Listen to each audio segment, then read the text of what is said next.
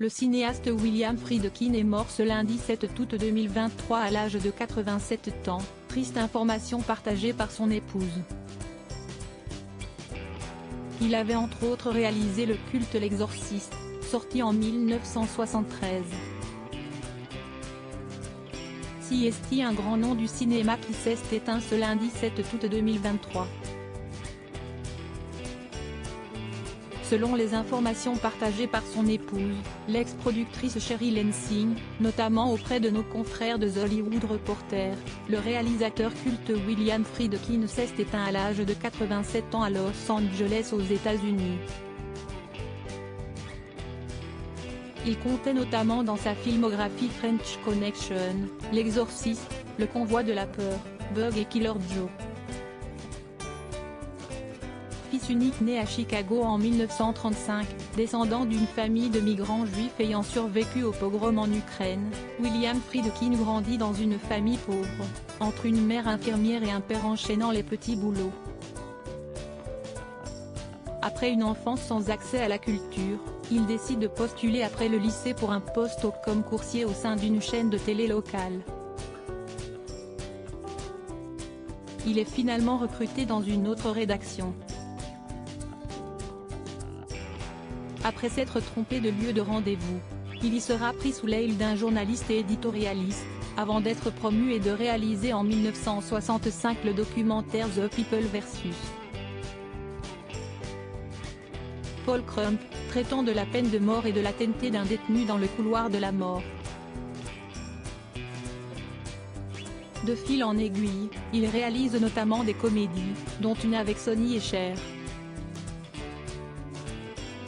L'Exorciste, un succès aux critiques mitigées, puis vient la sortie en 1971 de French Connection, son premier grand succès, chez 20th Century Fox, seul studio à avoir accepté son projet aux recettes pourtant florissantes.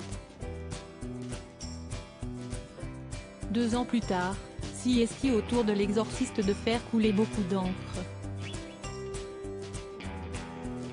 Tantôt qualifié d'effrayant par le public et la presse, ou au contraire de film grotesque, ce long métrage d'épouvante, mettant en scène l'exorcisme d'une adolescente par 2 prêtres, est aujourd'hui considéré comme un des grands classiques de l'horreur. Adapté d'un roman paru en 1949, il marque aussi par sa bande originale culte, sous les notes inoubliables de Tubular Bells de Michael Oldfield.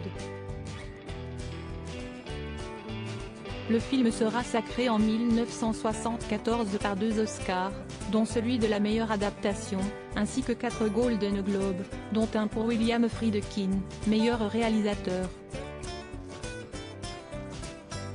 Plus récemment, William Friedkin avait dévoilé au grand public le thriller Killer Joe en 2011, avec Matthew McConaughey dans le rôle d'un tueur à gages violent en plein Texas. Il avait épousé Jeanne Moreau en 1977 côté vie privée, celui qui avait réalisé le clip de Ce que je sais d'un certain de Johnny Hallyday dans les années 90 avait partagé la vie de la danseuse Jennifer Nerne-Smith au moment du succès de L'Exorciste, qu'il quittera après la révélation de sa grossesse et refusera d'épouser. Malgré ses réticences, il finira par reconnaître et adopter leur fils, Cédric, né en 1976, après un test de paternité positif. De plus, le cinéaste avait convolé en juste noces avec une petite Française, Jeanne Moreau, qui fut son épouse de 1977 à 1979. Jeanne Moreau était de celles qui laissent une marque, confiera-t-il bien des années plus tard. CST aux côtés de Sherry Lansing que l'artiste, qui avait été victime de problèmes cardiaques par le passé, a vécu des derniers jours heureux.